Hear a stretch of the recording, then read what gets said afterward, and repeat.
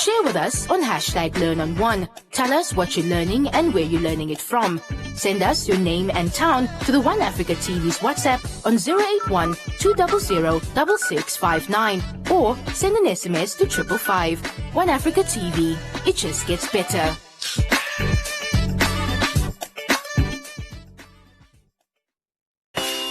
At Spar, we're giving thousands of customers 50% off their shopping instantly. Simply buy any participating product and swipe your Spar Rewards card at the till to enter. And you could get half your shopping for free. Plus, get great deals like Sunlight hand washing powder for just $41.99 and Nivea roll-on deodorant for only $15.99. Spar, here for the savings, here for you.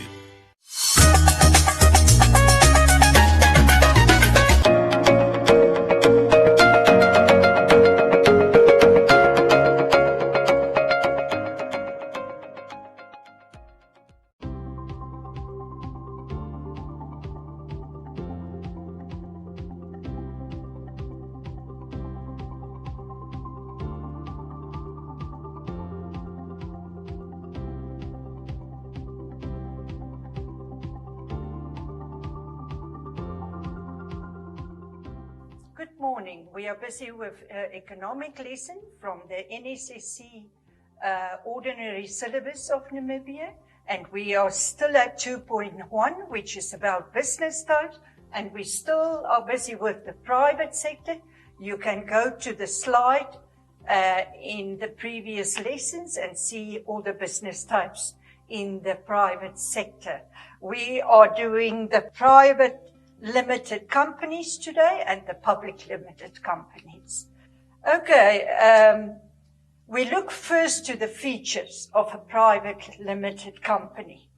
They say that the shareholders is the owners. So from now on, if you talk about the owners, you use the word shareholders. That is important. Capital is divided into shares. So if they need capital for the business to expand or to start up, they issue shares to get the capital. And then me and you will buy that shares. That is how they get their capital together. And the only evidence we will have, if we give them capital, they will give us a share certificate that say you own share number 50 to 150 with your name on it. If you sell it, you will hand over the certificate to somebody else, which is then in possession of that shares. Profits are divided into dividends between the shareholders according to the number of shares and the type of shares they have. We will talk later on about the type of shares. Then another feature is there can be one person in a private company, but the maximum is 50 shareholders. You can't sell your shares on the stock exchange if you are part of a private company. That is important. And for you to know if you want to sell your shares, so say for example, I want to sell my shares of this private company to somebody else, then the rest of the shareholders must first give me permission. So this shares is normally sold to family and friends. That's why they call it a private company. And they decide who they want to allow into this business. So you can't sell it to anyone of the general public. So that is very important for you to realize that you must get permission from the rest of the shareholders of a private company. It's also very important benefit that a private company is a legal person on its own. You remember then they are responsible for their own debts. The next point is that you will always see in the name Pty Ltd behind their name. And that identifies for you that you are working with a private company. And the rest is that the shareholders get the benefit of limited liabilities. They are not responsible for the debts of the company. And that encourages more people to invest and buy shares in. a private company because they don't have to cover the debts, and that is a benefit for them. It's difficult and it's very expensive to set up companies, not only private companies, but also public companies, because there's lots of laws and requirements which you must adhere to.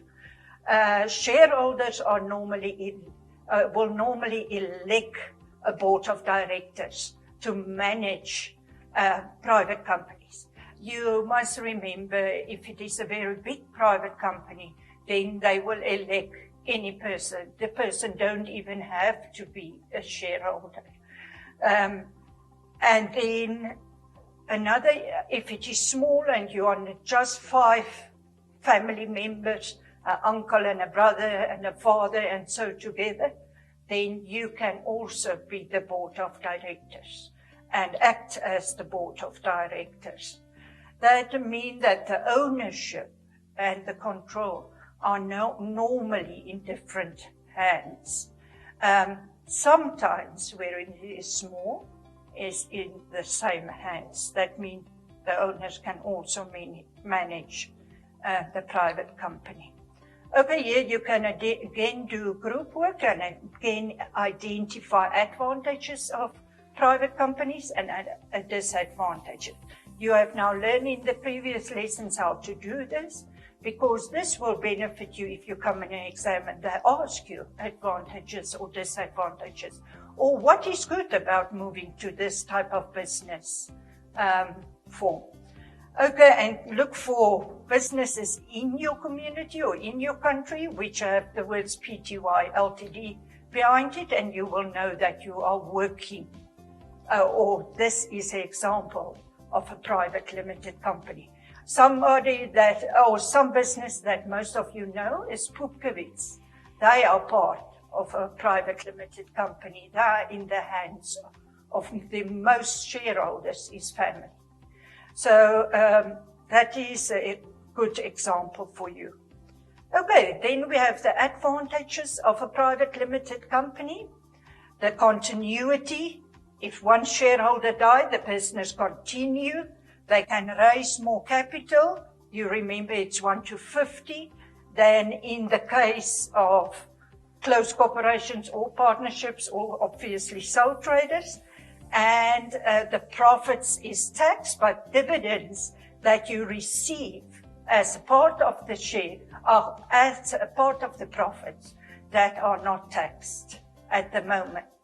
They are talking about that, the government, but not yet. You are not required as a private company to publish your financial statements. And then lastly, the shareholders benefit from limited liability, that they don't have to cover the debts of the business, and that encourage investment. So these are all the 5 that I could get together of advantages.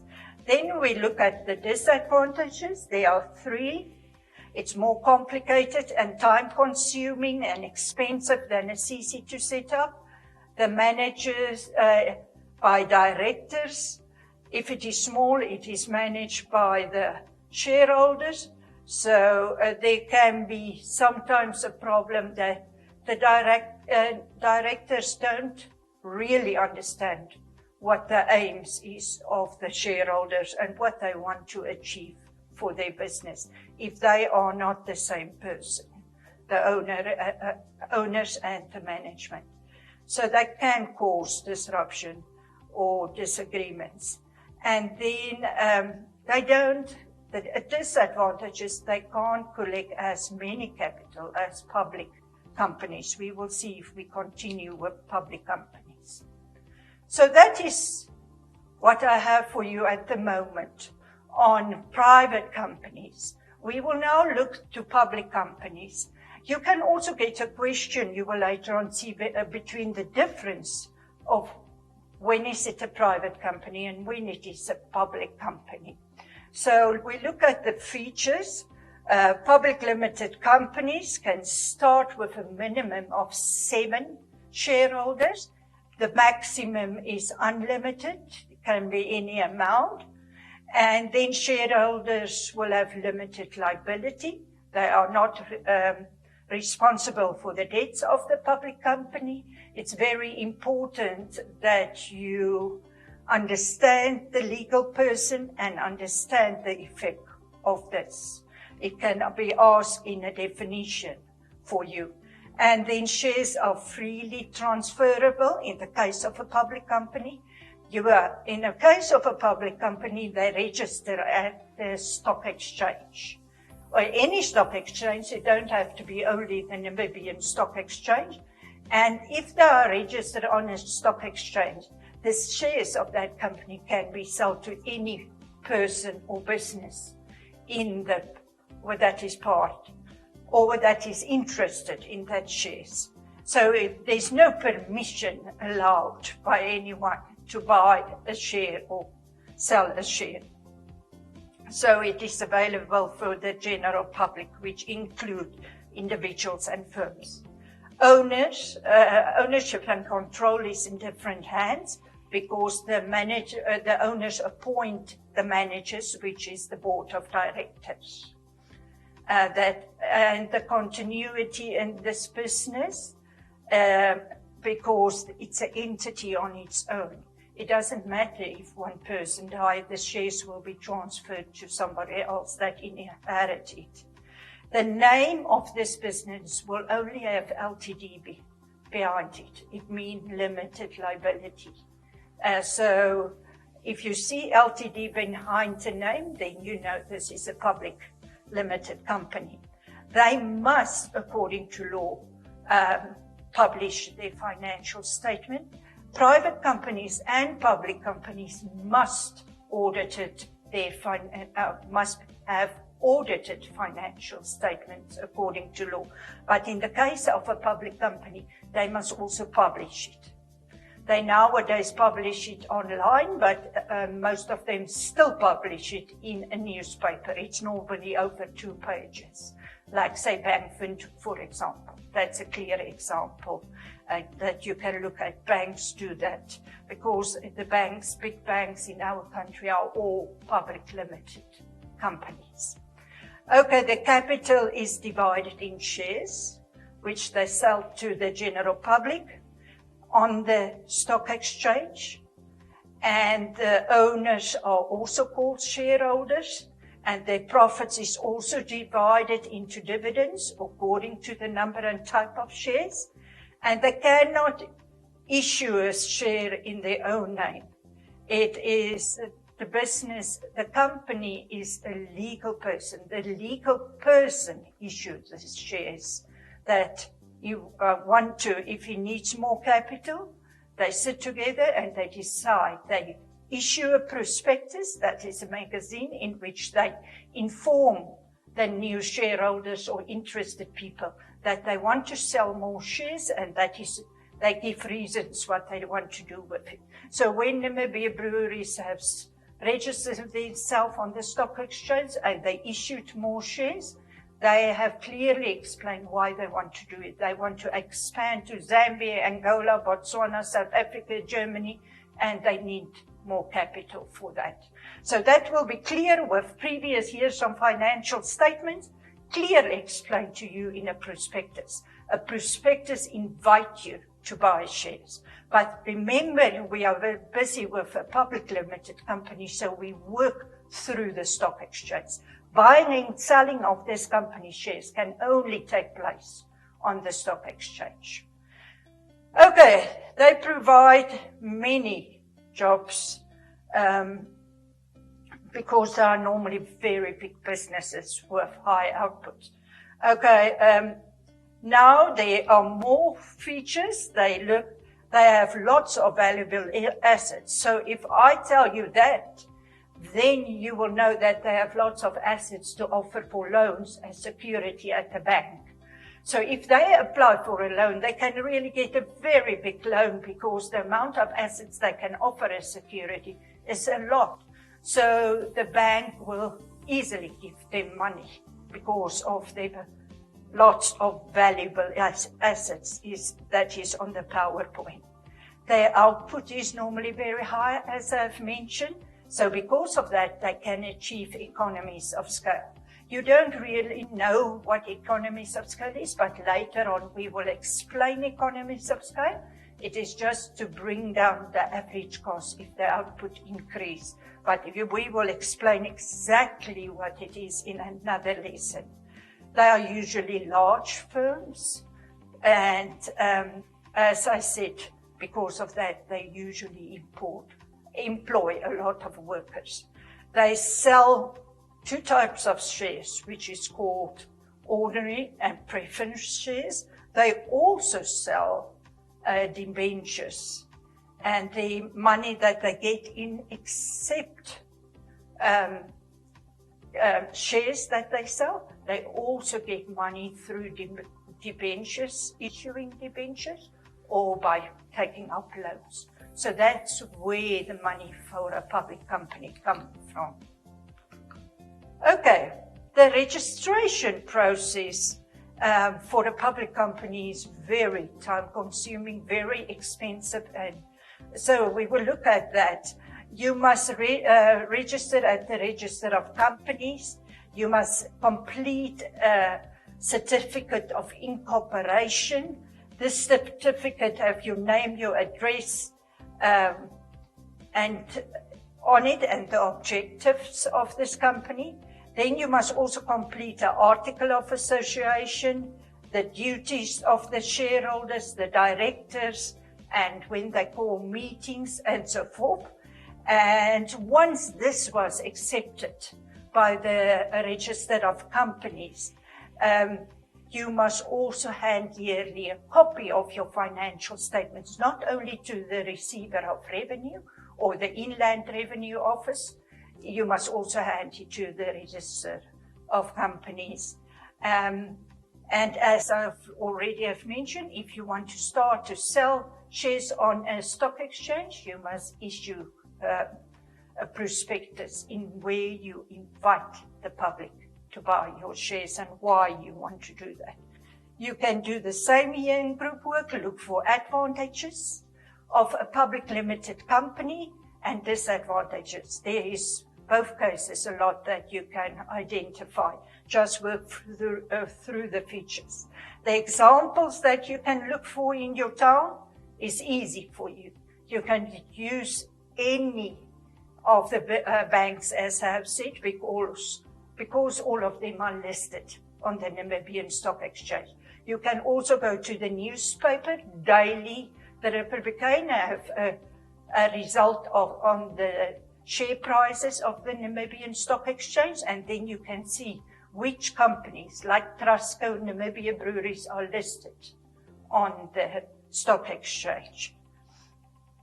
Okay, and then we look at advantages of public limited companies and see if you have the same or some of the same. The shareholders have limited liability. It's an advantage. You know why? Because they are not responsible for the debts. You can issue and transfer your shares easily on the stock exchange. If you have shares and you need money, you just call your stockbroker. Remember, you can't buy and sell on your own behalf through the stock exchange. You must work through a stockbroker. Stockbrokers are people that are registered on the stock exchange. Only they may buy and sell shares on the stock exchange. So you contact your stockbroker and you give him an instruction to sell your shares at a specific price. So then he can sell it to anyone. There's no permission needed, and you will get your cash. So that is important for you to know it. So that can happen very quickly. Then, because they sometimes produce on large scale, as I said, or mostly produce in large scale, they have the benefit of economies of scale, which their average cost can decrease the more they produce. Okay, the last point of the advantages of public limited companies is that they can get more capital together, because obviously, as you have seen, there's no limit to the amount of shareholders that can buy shares in this company. Then the disadvantages. There are many formalities, expensive and time-consuming. There's a separation between the owners and the management, which can cause problems because they may not run it in the way you want it to be run as the owner. And then they must publish their financial statements, and anyone can see their competitors also. And not only a disadvantage that the financial statement is very expensive because it must be done by a chartered accountant. And then it's possible for outsiders actually to take over your firm by just buying as many shares as they can. And you remember, if you have more than 50% of the shares, you can have more votes than the rest, so then you can take control over decisions in a company. It's very important for a teacher to realize that this work that we are busy with can be very boring for the students. So they must implement games in between where the students learn these features, look for advantages, disadvantages, that it become interesting. I normally set up quiz and then say, tomorrow we have a quiz, and the one that wins this will get a lolly or some sweet or something like that, that they are encouraged to study. They come with the questions themselves. Each one bring me a question, and we ask the questions then on 2 topics or 3 topics or 4 topics. Just something to make this more interesting for the students. Okay, I have a homework. Explain what is a dividend and how it is divided for 3 marks. And then I have look at the advantages for a private limited company and a public limited company, and discuss the disadvantages of a public limited company. Okay, and then I have exam and test questions which you can use as a teacher. Why can public limited companies sell their shares on the stock exchange? You can look at the reasons for that. Why can't private limited companies or closed corporations do it? Discuss the difference between a preference and an ordinary share. There you must use your textbook and get as many information as possible together. And then on point C, that I have here, what is the benefits that a public limited company like, say, Bank Windhoek will bring to a country like Namibia? Why is it good that there are public limited companies? You can look for 5 good benefits that it will bring to our country.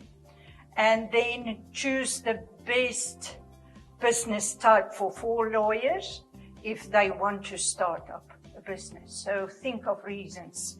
What will be the best business type? So you don't just suggest, you must give reasons. No? Okay, that's all for today. Please remember to make it interesting for the students.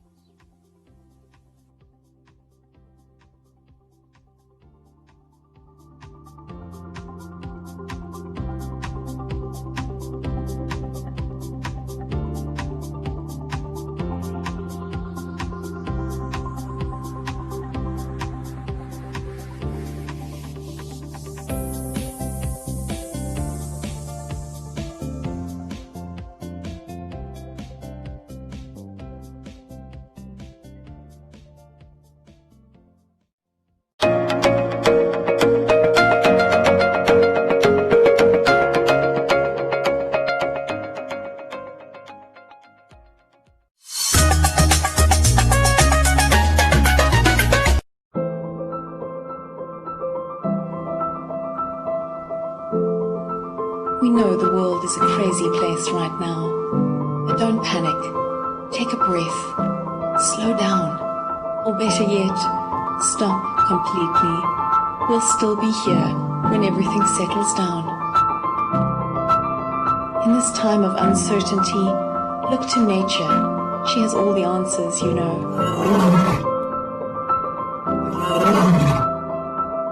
We're not only giving ourselves time to reset, we're giving nature time to restore, revive, restart. We're saving ourselves and we're saving the world. Stay home now, so that we can welcome you to Namibia again soon. Yes, the world's a crazy place right now, but don't despair. Find the joy, cherish hope, breathe. Take a moment, take a few, and someday soon you'll once again be able to stay in wonder at this magnificent view. The world's a crazy place right now, but don't worry, we'll still be here. We'll see you again soon.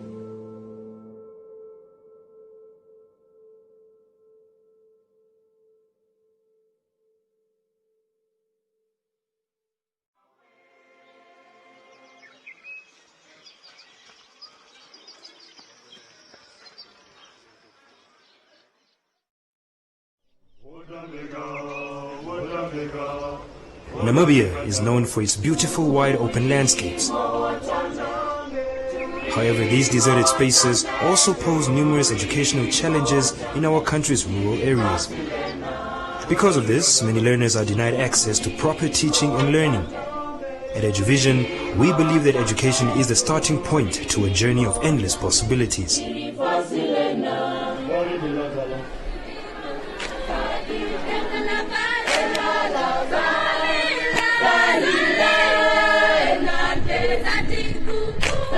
It is EduVision's goal to prepare and guide learners in order to make the modern world they are living in accessible to all.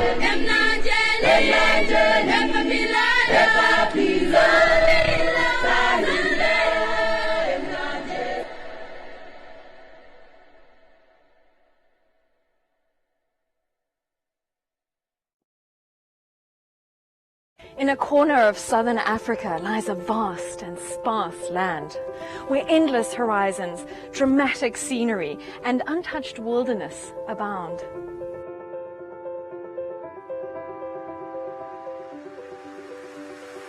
(1,500 kilometers of harsh desert coastline, a mosaic of biodiversity, sub-Saharan savanna, acacia bushland, encased by 2 deserts. Home to wildlife and wilderness abundant, yet ever at risk. This is Namibia, home to some of the most noteworthy conservation success stories across the globe.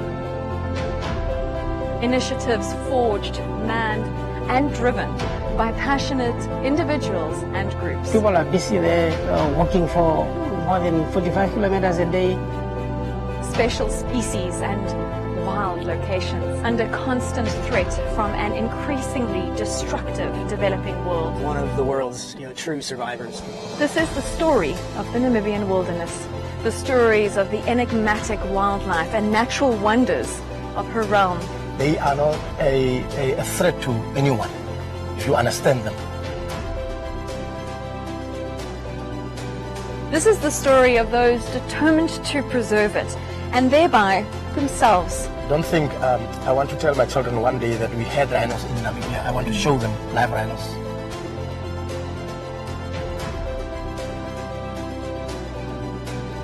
This is the story of the last defenders. We have been tracking them for about 7 days, and on the 7th day, we come across the butchers, and there was a shooting. We are not armed. We having a camera and GPS, we are just hiding behind the bushes. If I don't protect this species, who's going to do that?